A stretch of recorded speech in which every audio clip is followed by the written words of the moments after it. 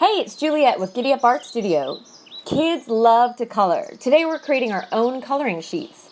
I love doing this with young children because they can choose what they want to trace, and it really empowers them to know that they can make something for themselves. Let's get started.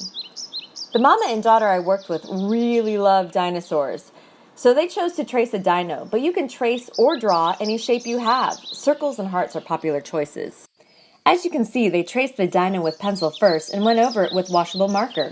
Then they used a ruler and drew lines all the way through the dino from one end of the page to the other. Sometimes they used a straight edge and other times they freeformed the lines. The important part is that the line spans the width of the page. Turn it around to get different angles. Then have a good time coloring. You can create all kinds of fun games with this. Use the light colors on the inside and dark colors on the outside, or warm and cool. The sky's the limit when coloring. It's extra fun when you work together. You may even want to pair it with an adventure that is in line with your theme. They went to see Dino Bones shortly after. The important thing is that you have fun creating and experimenting. For more fun ideas, visit GiddyUpArtStudio.com.